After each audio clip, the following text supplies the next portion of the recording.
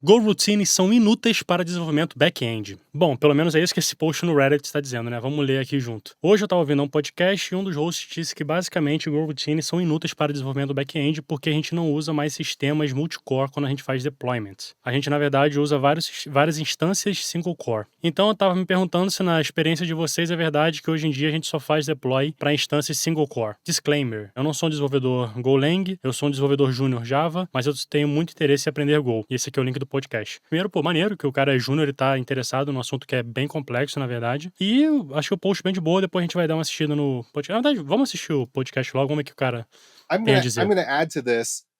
Go was invented to solve a problem that we immediately stopped having in some regard. Not all of Go, but specifically its Go routine model, which is by the time they actually got Go routines stable and landed, working the way they were described in the original conference talk 5 years prior, they were useless because we don't run multi-core systems anymore. You deploy and it runs on multiple instances, multiple single core instances, where they're actually not even single core instances. They are one half of a hyperthread. Yeah. I completely agree with that, right? Like if you're using Kubernetes, you just scale up at the pod level, right? Rather than within your application. Though I will say, there's been a lot of times where it was really nice to be able to just run a quick background job on the same server. For the reason that I don't need to reach to the infrastructure to solve the problem for me. That doesn't mean you should never reach to the infrastructure. Sometimes like serverless stuff or Kubernetes are good for those things, but it is kind of nice to just be able to like, I'm just going to spawn a Go routine and do it here really quick.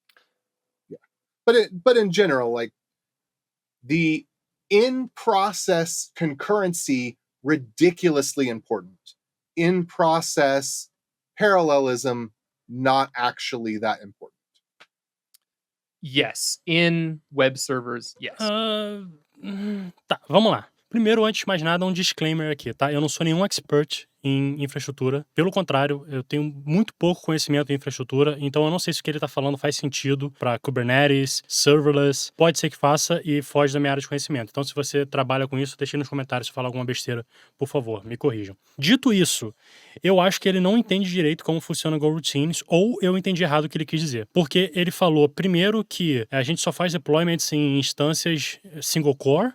Não importa, porque Go Routines não são só para paralelismo, na verdade elas são para concorrência. Paralelismo é só uma consequência. E depois ele falou que na verdade a gente só usa metade de um hyperthread. Então, enfim, não vou entrar nos aspectos técnicos aqui do que é isso, mas mesmo assim, Go Routines são boas nesse caso, tá? Mesmo que você faça um deployment, uma instância single core ou single thread. Eu nunca vi single thread, pode ser uma coisa que acontece em Kubernetes, enfim. Mas mesmo assim, elas são boas. Tá, eu vou tentar explicar meu ponto de vista. Tem uma palestra que é muito boa do Rob Pike. Deixa eu ver se eu acho ela aqui pra vocês. Achei, é essa aqui. Concurrency is not parallelism by Rob Pike. Nessa palestra, né, ele explica muito bem qual que é a diferença de concurrency e paralelismo, tá? Então eu recomendo que vocês assistam, eu vou deixar o link aqui na descrição. É realmente uma palestra muito, muito boa. Mas só pra explicar por alto aqui, assim, qual que é a diferença de concurrency e paralelismo, né? Paralelismo vamos supor, você tem vários cores no seu CPU, ou então hyperthreads, enfim, vou simplificar, tá, gente? Você tem vários cores no seu CPU. Então você tem o core 1, 2, 3 e 4, vamos supor, um CPU de 4 núcleos. Aí o núcleo 1 tá fazendo uma adição lá, 1 mais 1. Ao mesmo tempo que essa adição tá sendo feita, no núcleo 2 está sendo feita a adição 1 mais 1. E no núcleo 3, a mesma coisa. E no núcleo 4, enfim. Esses núcleos estão trabalhando paralelamente. Ao mesmo tempo que um núcleo está fazendo uma coisa, o outro núcleo está fazendo outra coisa. Isso é paralelismo. Concurrency não é isso. Para dar um exemplo, né? Vamos supor, eu mandei um request, eu tô aqui no Brasil, eu mandei um request para um servidor na China, no Japão. Vai demorar um tempo para esse request voltar para mim. Então, o meu processador, ele fez esse request e vai ter todo o tempo para esse request chegar lá, o processador lá, daquele computador, fazer o que ele tem que fazer e mandar uma resposta pra gente, certo? Aí que entra a concorrência. Eu não tenho que ficar esperando esse request concluir o round trip dele, né? Ele ir e voltar. Eu posso simplesmente ir fazendo outras coisas enquanto eu tô esperando o outro processador me mandar a resposta. Isso não é paralelismo, isso é como se fosse uma espera gourmet. Então, em vez de mandar o request e esperar esse tempo todo até ele voltar, eu vou fazendo outras coisas enquanto isso. E aí, quando ele voltar, eu pego lá de onde ele estava e continuo. Essa que é a principal diferença aí de concurrency e paralelismo. Então, basicamente, concurrency é uma forma de você lidar com I.O. É uma forma eficiente de você lidar com I.O., porque normalmente I.O. é blocking. O que isso quer dizer? Significa que o seu processador, o seu processo, o seu thread, sei lá, ele fica travado até que aquilo que você está esperando uma resposta te dê uma resposta, né? Então isso pode ser arquivos no computador, pode ser I/O entre servidores, HTTP ou TCP ou DP, enfim.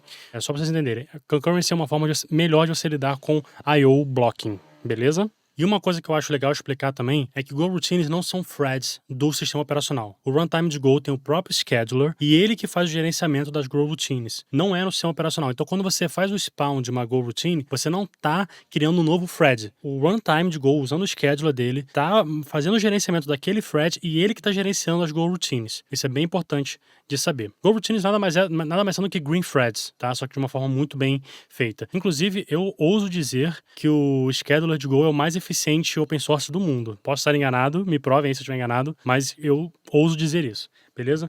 Mas enfim, uma coisa que você pode fazer em Go é vir aqui em Runtime e botar Go Max Prox e você setar um número. Isso aqui vai setar o limite de núcleos que o seu programa pode rodar. Então, se você quiser obrigatoriamente setar que o seu programa rode em apenas um núcleo, você faz isso. E eu vou vir aqui, eu vou fazer um loop, tá? Por exemplo. Eu vou adiantar e já volto e explico o código.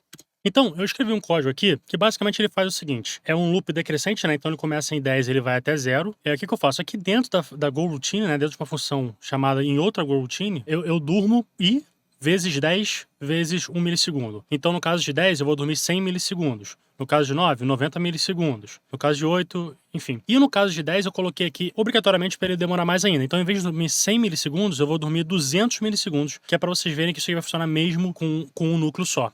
Beleza? E eu tô colocando esses slips para simular alguma coisa IO blocking, como por exemplo fazer uma call HTTP para algum outro servidor. E agora que eu vou rodar o código aqui, se isso fosse linear, o que deveria acontecer? Eu vou ter que esperar o 10 imprimir, depois eu vou imprimir o 8, o 9, o 8, o 7 e assim sucessivamente. E o 10 vai demorar 200 milissegundos. Mas vocês vão ver que por ele demorar tanto, ele vai ser o último a ser impresso, mesmo que eu esteja rodando em um núcleo só. Então, se eu der um go run aqui, ó, o primeiro a finalizar foi o 0. Por quê? Porque ele não tem sleep nenhum. E por acaso depois terminou o 2, 1, 3, 5, 4. Então você vê ali que quando eles são próximos, eles acabam colidindo, você não sabe qual vai terminar primeiro. Isso que é interessante. Você vê que mesmo com um núcleo só, você consegue fazer o processo ser concorrente. Eles não são paralelos, eles são concorrentes. Então, no final das contas, o que eu quero dizer com isso tudo é que mesmo 10 sendo o primeiro a ser chamado, a função, né, que eu passei o ID 10 para dentro dela ser a primeira a ser chamada, ela foi a última a finalizar. E isso rodando com um núcleo só. Beleza? Agora o que eu quero falar aqui é sobre o modelo de concorrência em Go. Para pensar, o que determina em Go se uma função é assíncrona ou não? Basicamente, nada. Quem determina é você que está escrevendo o código. Então, o que eu estou querendo dizer com isso? Vamos lá, eu vou apagar tudo aqui e vou colocar full e ela não precisa fazer nada, é só para mostrar a assinatura dela, tá? E eu vou chamar ela aqui na main, assim, full.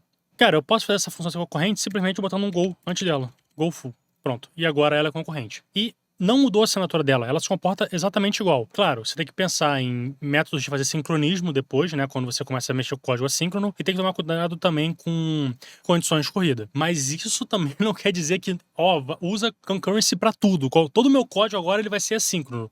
Não, pelo amor de Deus. O código assíncrono, ele sempre tem um overhead acima do código síncrono. Por quê? Porque você tem que fazer esses mecanismos de sincronismo, se por acaso os dados precisarem ser sincronizados no final. Então vamos supor, você é um sistema, um aggregator, né? Você está criando um microserviço de agregação, um agregamento, enfim, que agrega as coisas. Então você precisa fazer, vamos supor, vários requests para 2 bancos de dados diferentes e para um outro servidor HTTP, para um outro microserviço. Aí você vai fazer esse request, esses 3 requests, e você precisa agregar essas funções para retornar para o seu usuário. Então você precisa de alguma forma sincronizar essas respostas quando elas chegarem para você. Aí você pode usar um wait group, canais, enfim, tem várias formas de sincronismo que você pode usar. Só que isso causa um overhead. Então você tem que colocar na ponta do lápis. Esse overhead causado por essa necessidade de fazer esse sincronismo é melhor do que o overhead de fazer 3 requests diferentes? Roda o benchmark, vê se vale a pena, tá? Então eu não tô dizendo que tudo tem que ser concorrente, tudo tem que ser assíncrono. Não é isso. Usa quando é necessário, beleza? Mas enfim, voltando ao ponto que eu estava querendo trazer, eu vou só escrever um código em Rust aqui rapidinho e já volto.